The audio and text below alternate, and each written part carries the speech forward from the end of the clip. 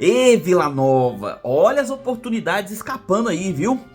E o Vila empata um jogo em casa contra uma equipe que briga na parte de baixo da tabela. Faz um primeiro tempo bem ruim, mas um segundo tempo bastante criativo, bastante ofensivo. Consegue um empate, mas é um resultado bastante ruim para as pretensões do Tigrão. Em contrapartida, o Avaí quase sai com uma vitória, mas o empate também não ajuda. Na real, o empate é ruim para todo mundo. Vamos conversar sobre esse jogo agora. Fala aí, seus torcedores que estão deixando escapar as oportunidades. Sejam bem-vindos ao canal, meu nome é Victor Gader. E se você gosta desse tipo de conteúdo, já vai deixando seu like aqui embaixo. Se inscreve para acompanhar esse tipo de vídeos, nossos vídeos aqui do canal.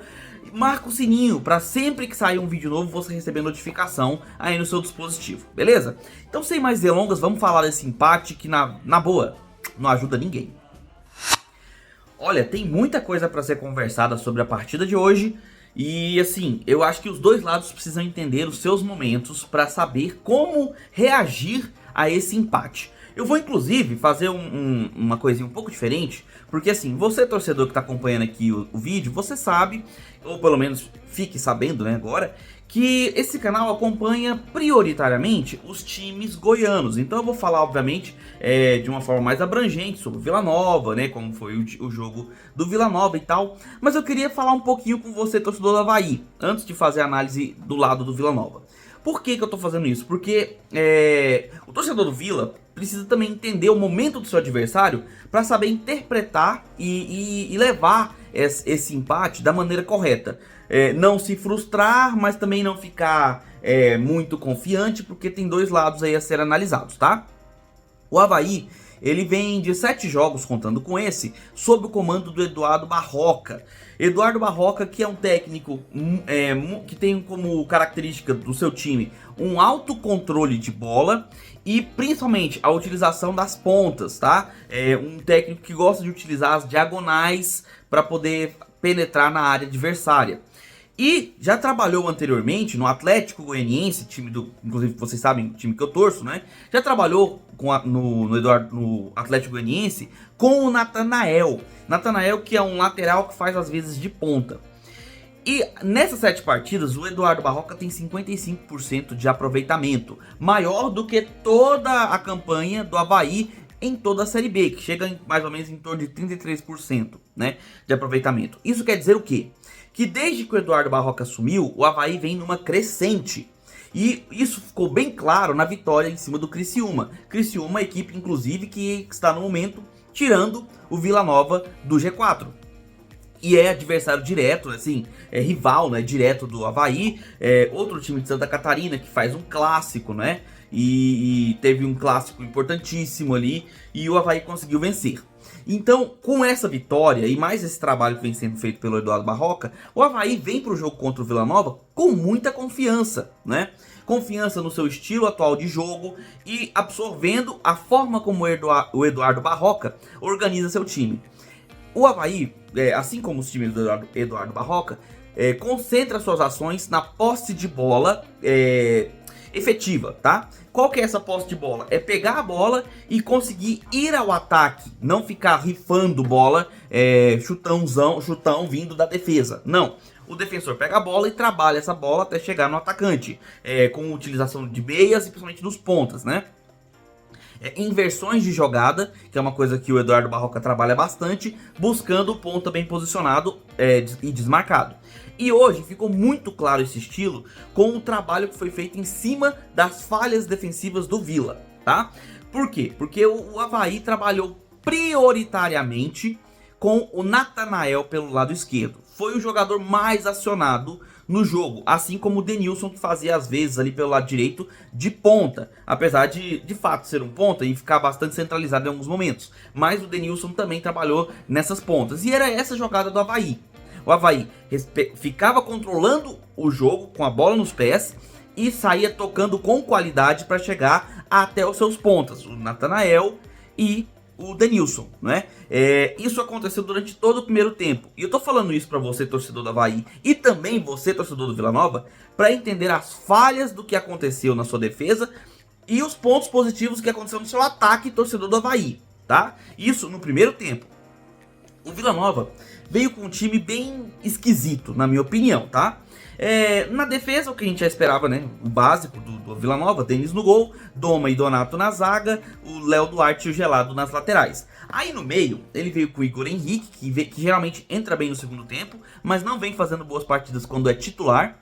O Ralf e o Naninho como um armador. Sendo que o Naninho, na minha opinião, seria muito mais um ponta ali para substituir o próprio Guilherme Parede do que de fato um armador. Apesar de que se espera que ele seja um armador, né? Que ele consiga armar bem o time.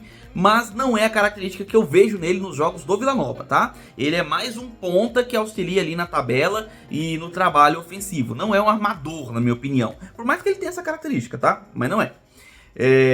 Beleza, o Naninho no meio. E aí na frente, ele entrou com os dois noves de novo. O Henrique Almeida quase como um ponta direita, o Neto Pessoa centralizado e o Parede pela esquerda.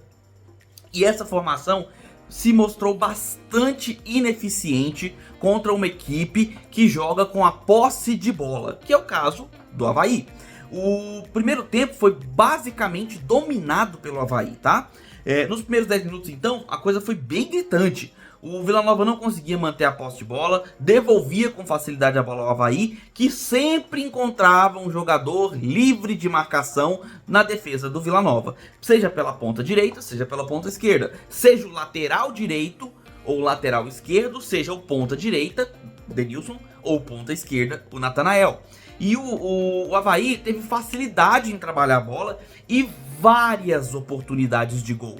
Diferente do Juventude, né, onde o Vila Nova também entrou no primeiro tempo bastante desligado e bagunçado, mas não tomou gol. Dessa vez o time adversário aproveitou as oportunidades, pelo menos uma, né?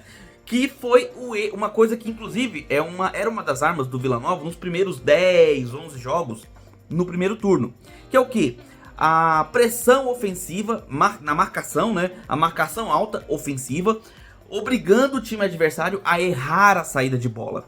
Vila Nova fazia isso muito nos primeiros 10, 11 jogos, sob o comando do Claudinei Oliveira. Depois que parou de fazer isso, parou de causar tantos erros do adversário. E o Avaí fez exatamente isso. Ele marcou no campo ofensivo, o Vila Nova pressionou o time goiano até o ponto que o Vila Nova errou saídas de bola. A primeira o Avaí não aproveitou e a segunda o Avaí conseguiu botar a bola nas redes com um belíssimo chute de fora da área do Denilson, abrindo o placar e vazando mais uma vez a defesa do Vila, que vem tomando pelo menos um gol por partida. Só não tomou ali no jogo contra o Juventude, né, onde venceu. Mas fora isso, tá tomando gol todo jogo. O jogo passado do Juventude, inclusive, foi uma exceção, porque o time do Juventude teve várias chances de fazer o gol, mas parou ali nas mãos do Denis Júnior ou na sua própria incompetência, né, de não conseguir empurrar a bola para as redes. Dessa vez, o time adversário conseguiu achar um gol. Depois que levou o gol, o Vila se desarrumou bastante e levou pelo menos uns 15 minutos para se organizar de novo em campo e conseguir chegar ao ataque.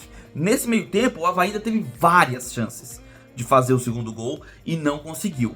E o Vila chegava mais nos lançamentos, buscando o Henrique Almeida, que não é veloz, não tem essa característica, ou nos cruzamentos, buscando uma bola que sobrasse ali na área, chutões vindos da defesa. Era esse o estilo do Vila, praticamente devolvendo a bola para o Avaí durante todo o primeiro tempo.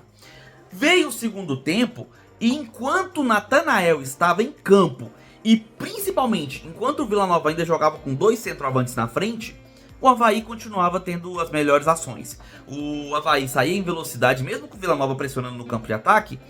Nos primeiros 10 minutos ali, o Avaí ainda conseguia sair em velocidade e fazer jogadas perigosas, principalmente com o Natanael, né, como eu falei pra vocês. Afinal, o Eduardo Barroca já trabalhou com o Natanael e colocava ele numa posição como um ponta esquerda, não como um lateral. E nessa posição, o Natanael, auxiliado também pelo Denilson, que aparecia do outro lado, às vezes livre, levavam muito perigo para a defesa do Vila, pelo menos até os primeiros 10 a 12 minutos.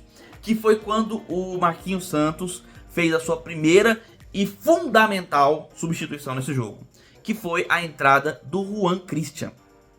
O Juan Christian entrou muito bem na partida. Por quê? Porque ele fez uma coisa que o Vila Nova não tinha até a sua entrada, que era conseguir imprimir velocidade após a recuperação da bola. A bola que era recuperada pelo Vila, ela é jogada para o ataque e ficava presa na defesa do Avaí. Afinal, o Neto Pessoa é um centroavante fixo, ele não é um cara que flutua, ele sempre tenta fazer uma parede ou finalizar. O Henrique Almeida não é veloz, tem alguma habilidade, mas não conseguia demonstrar isso porque estava fortemente marcado. E o Guilherme Parede parecia muito apagado na partida pelo lado esquerdo, porque quando a bola ia para ele, acabava que ele ficava meio sozinho, né? Com o Juan Christian em campo, o Vila conseguiu ter velocidade pela ponta direita. E apoiado pelo Léo Duarte, que subia por ali, aliás, Léo Duarte não, Rodrigo Gelado, que subia por ali, conseguia fazer algumas jogadas pelo lado direito e levar perigo ao gol do Avaí. Posteriormente, ainda entraram outros dois jogadores que deram a dinâmica que o Vila Nova precisava, que foram o Caio Dantas voltando de contusão e principalmente o Marcelinho pela direita. O Marcelinho entrou no lugar do Rodrigo Gelado e ele apoiou muito mais no ataque do que o próprio Gelado. E enquanto isso, o Caio Dantas se mostra de fato muito melhor tecnicamente do que o Neto Pessoa. E eu nem falo nos princípios de finalização ou passe, que foi coisa que a gente quase não viu, mas de posicionamento. O Caio Dantas me parece um jogador muito mais ciente de onde precisa se posicionar para poder participar da jogada ofensiva do que o Neto Pessoa. E se ele tiver condições, o Caio Dantas deve começar como titular nas partidas, na minha opinião, tá? Porque o Neto Pessoa, ele tá bastante... ele vem numa fase bem baixa, né? Uma fase bem ruim aí, tá precisando de um apoio maior. E aí seria legal o Caio Dantas entrar em campo, nem que seja também por uma ponta para apoiá-lo, né, na parte ofensiva, como foi no começo da Série B, com o Neto Pessoa, Caio Dantas e Guilherme Parede. Se ele tiver condições, o Caio Dantas precisa ser titular, porque ele faz muita diferença no Vila Nova. E esses dois jogadores, somados obviamente aos outros que apoiaram e começaram a pressionar no campo ofensivo, colocaram o Avaí contra as cordas. E depois que o Natanael saiu, o Avaí perdeu a sua válvula de escape, porque só o Denilson não conseguia fazer essas jogadas. Mesmo com a entrada de outros jogadores no Avaí, o time catarinense perdeu aquela força de contra-ataque, né, de aproveitar os espaços do Vila. E enquanto isso, o Vila Nova começou a pressionar totalmente no campo ofensivo, controlar o jogo lá. E nesse controle saiu de fato o gol do Vila, que já poderia ter saído antes, numa bola que estava no meio da área, que foi dominada pelo Caio Dantas, mas na hora da finalização ele escorregou. Teve outras chances perdidas, dezenas inclusive de chances perdidas pelo Vila nesse segundo tempo, que poderiam ter resultado numa vitória do time goiano. Mas o Vila não aproveitou todas as oportunidades que teve. E aqui o Caio Dantas recebeu e não escorregou, ele colocou pra dentro, numa jogada novamente do Juan Christian, Juan Christian, né, se não me engano o nome dele, jogada pela direita, conseguiu o cruzamento e o Caio Dantas, muito bem posicionado do outro lado, no lado oposto da jogada, conseguiu botar a bola pra rede e empatar a partida. E aí o Vila se lançou completamente pro ataque, tentou de todas as formas. Aí eu comecei a ver um pouco de individualismo exagerado do Juan Christian, que poderia ter participado mais com tabelas junto com o Marcelinho, ou com o próprio Caio Dantas, que começou a cair também por ali, né? O Ralf se aproximando e vindo de trás, também tentou participação. O Gustavo Maia, que entrou no segundo tempo, também tentou participar ali no meio, até para ter uma recuperação rápida de bola e ter uma jogada mais incisiva. Mas eu vi um pouco de sobrecarga do lado direito depois da entrada do Juan Christian, que fez um ótimo segundo tempo, entrou muito bem e fez sim a diferença no Vila Nova, mas precisa também ter um pouco mais de calma na hora da decisão, ali da finalização ou do toque ou do drible, porque ele tenta a jogada individual. Às vezes é interessante fazer isso, mas às vezes é bom também participar com os colegas do lado. O Marcelinho várias vezes se apresentou para uma tabela, para uma jogada, para um passe, e o Juan preferiu a jogada individual, o drible, e aí perdia a jogada. Inclusive o último lance do jogo foi exatamente isso, ele tentando uma jogada individual pela ponta, em vez de tentar um passe ou uma triangulação, e acabou saindo com bola em tudo, né? O Guilherme Parede flutuou depois da entrada do Caio Dantas, tentou flutuar pelo campo para tentar aparecer, mas também é um jogador que está bastante apagado e precisa aí voltar a ter aquele desempenho do primeiro turno para poder apoiar o Vila Nova, porque está fazendo falta. E é aquela história, a defesa do Vila é boa, está sendo vazada eventualmente, inclusive a defesa ainda é a melhor, a menos vazada do campeonato. Mas, mesmo que tenha uma defesa eficiente, o que o Vila precisa é de um ataque efetivo. E nas últimas partidas está faltando um pouco isso, com exceção do jogo contra o Juventude. Óbvio, né? Mas está precisando realmente reacordar esse ataque. E duas peças podem ser fundamentais para isso. O Juan Christian, ótima opção pela ponta direita, e o Caio Dantas voltando de contusão. Se ele recuperar aí o ritmo de jogo e recuperar aquele futebol que ele apresentou no primeiro turno, vai ser um ótimo reforço para o restante da temporada do Vila, né? Claro, vamos torcer para que nada aconteça novamente com ele, que ele consiga se manter bem fisicamente até o restante da temporada e possa participar mais dos jogos. Quanto ao Avaí, que tá numa briga mais lá embaixo, né, na zona de rebaixamento ali, brigando contra essa zona, o empate é muito ruim, porque mantém ele numa situação perigosa ali, mas ele já dá uma boa distanciada. A vitória contra o Criciúma e esse empate já deu uma ajudada ali, né, nessa luta aí contra o rebaixamento. Mas precisa encontrar outras válvulas além do Natanael. Ficar sempre apoiado em um jogador agudo como é o Natanael vai se tornar previsível. E aí, qual que é a arma para bloquear um time que procura posse de bola, como foi o caso do Avaí? Basicamente, uma marcação sob pressão. É importante que o adversário marque o Avaí em seu campo defensivo. Pressione o Avaí para que ele não tenha facilidade de tocar a bola. Coisa que o Vila não fez no primeiro tempo, mas conseguiu de forma efetiva no segundo. Tanto o Avaí tinha chance de fazer 2 ou mais gols no primeiro tempo e não fez, como o Vila também teve chances de fazer 2 ou mais gols no segundo tempo e também não fez. O empate, de um ponto de vista analítico aí do futebol, é o resultado mais justo para as duas equipes, mas é péssimo também para as duas. Essa é a minha análise. Se você gostou, deixe seu like aqui embaixo. Se você não gostou, também pode deixar o like reverso, mas diz nos comentários a sua opinião, explica aí certinho o que você achou do jogo. Eu quero ler a sua opinião, tá? Eu quero saber o que você achou da partida. Se inscreve no canal e marca o sininho para acompanhar os próximos vídeos. Vou ficando por aqui, a gente se vê nas próximas análises e um abraço do torcedor atleticano.